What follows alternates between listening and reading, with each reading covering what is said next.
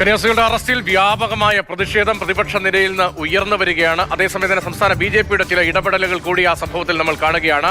കന്യാസ്ത്രീമാരുടെ അറസ്റ്റിന് പിന്നാലെ എ.ഐ.സി.സി സംഘം ഛത്തീസ്ഗഡിൽ എത്തിയിട്ടുണ്ട്. എംപിമാരെ ബെന്നി ബെഹനാൻ, എൻ കെ പ്രേമേന്ദ്രൻ, ഫ്രാൻസിസ് ജോർജ്, സപ്തഗിരി തുടങ്ങിയവരാണ് ഈ സംഘത്തിൽ ഉള്ളത്.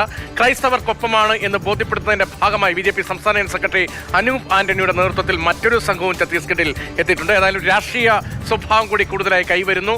അർജുൻ പീതാംബരൻ വിവരങ്ങളുമായി ചേർന്നുണ്ട്.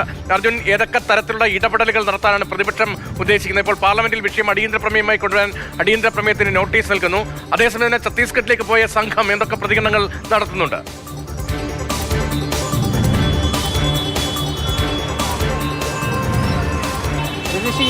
അറസ്റ്റിലായിട്ടുള്ള രണ്ട് കന്യാസ്ത്രീമാരുടെയും മോചനം ഏത് വിധേനയും ഉറപ്പാക്കാൻ വേണ്ടിയിട്ടുള്ള ശ്രമങ്ങളാണ്, ഇടപെടലുകളാണ് ഇപ്പോൾ രാഷ്ട്രീയപരമായി തന്നെ എല്ലാ കോണിലും നടന്നുകൊണ്ടിരിക്കുന്നത്. ബി.ജെ.പിയുടെ സംഘവും അതുപോലെ തന്നെ കോൺഗ്രസിൻ്റെ സംഘവും ഇതിനോടകം തന്നെ അവിടെ എത്തിയിരിക്കുന്നു. ഇനി ഒരു CPM-ന്റെ സംഘം കൂടി ബൃന്ദാകാരാട്ടിൻ്റെ നേതൃത്വത്തിൽ ഛത്തീസ്ഗഡിലേക്ക് ഇന്ന് തന്നെ യാത്ര തിരിക്കുമെന്നുള്ളതാണ് മറ്റൊരു പ്രധാനപ്പെട്ട കാര്യം. അവിടെ എത്തി അവിടെയുള്ള ആളുകളുമായിട്ടെല്ലാം സംസാരിച്ചുകൊണ്ട് ഇവർക്ക് സഹായകരമാകുന്ന ഈ രണ്ട് കന്യാസ്ത്രീമാരെയും മോചിപ്പിക്കാൻ വേണ്ടിയിട്ടുള്ള സഹായങ്ങൾ ഏത് തരത്തിൽ നൽകാൻ സാധിക്കുമെന്നുള്ളത് പരിശോധിച്ച് അതുമായി ബന്ധപ്പെട്ടുള്ള നടപടികൾ മുന്നോട്ട് പോവുക എന്നുള്ളതാണ് ഏറ്റവും പ്രധാനപ്പെട്ട കാര്യം. പക്ഷേ അപ്പോഴും ഇവർ മോചിതരാകണമെങ്കിൽ ജാമ്യാപേക്ഷ നൽകണം.